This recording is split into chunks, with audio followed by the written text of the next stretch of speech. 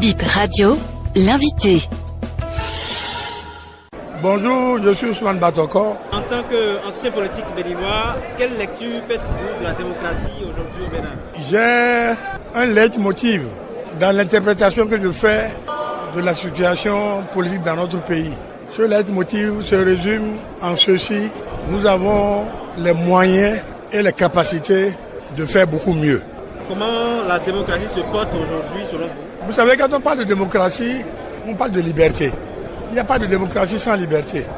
Liberté d'aller et venir, liberté d'expression, liberté de parole, liberté de presse, liberté de jugement de soi, de jugement de son environnement, liberté de jugement de sa société.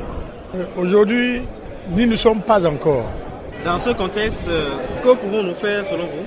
Il s'agit de décrisper la situation. Il faut que les autorités lâchent du lest. Il faut qu'elles donnent de l'air pour que la démocratie elle-même puisse bien respirer. Nous en avons les moyens, je vous ai dit. Nous en avons les moyens, nous en avons la capacité. Ce qui manque, c'est la volonté. Quel conseil avez-vous à donner? Qu'ils lâchent un peu du lest. On ne doit pas être haineux avec la question de liberté. Ce qu'il a dit peut ne pas être vrai. Mais ce n'est pas parce qu'il aura dit ce qu'il a dit qu'il faut s'en prendre à lui. C'est pour ça que je dis, il faut donner de l'air, que la liberté respire, qu'elles aillent où elles veulent, à gauche, à droite, en haut, en bas, devant, derrière. Je voudrais que nous respirions tous les jours que Dieu fait la liberté. Merci beaucoup. Je vous en prie. Mon nom c'est Nassirou Bakouri Fari, enseignant à l'université d'Abomey-Calavi. Quand on lit un tout petit peu l'histoire du Bénin, est-ce que nous pouvons parler de consolidation démocratique au Bénin? Je pense que le Bénin est l'un des exemples de démocratie établie qu'on peut considérer comme consolidé. Mais le processus démocratique n'est pas quelque chose de linéaire. Des situations conjoncturelles peuvent amener à une forte cristallisation des acteurs lorsque les acteurs au sein de la classe politique ne négocient pas des compromis positifs qui permettent à la fois de sauvegarder l'intérêt général, mais aussi de préserver la paix sociale et la continuité démocratique. Si ces compromis manquent, il peut avoir des risques. Un pays comme le Sénégal était passé juste à côté de l'irréparable qu'on craignait. Donc, heureusement, tout est bien qui finit bien. Même dans des démocraties consolidées, établies, on ne peut jamais présager des situations conjoncturelles qui peuvent créer, par exemple, des conditions de reflux. Il y a que l'opposition se dit exclue, suivant certaines dispositions.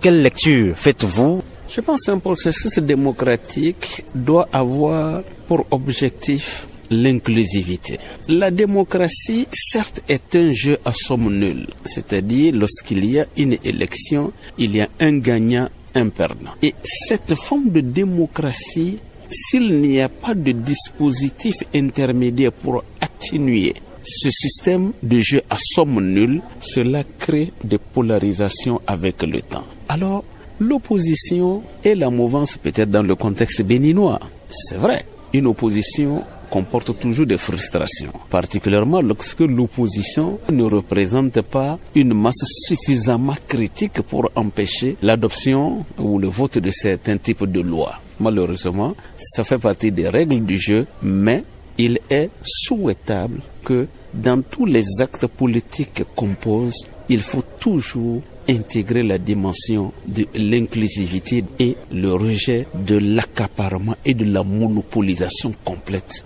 de l'espace politique. Cela est un élément aussi qui peut entraîner des polarisations. Et lorsque les acteurs parfois n'ont pas autre mécanisme démocratique d'expression, c'est dans ce type de situation qu'émergent des alliés des entrepreneurs de conquête de pouvoir autoritaire. Est-ce que l'opposition est exclue au Bénin, selon vous? Je pense que l'opposition n'est pas exclue au Bénin. Mais le jeu politique ne lui est pas très favorable en ce moment. Des compromis sont toujours possibles et rien n'est à exclure. Merci beaucoup, professeur. Je vous remercie.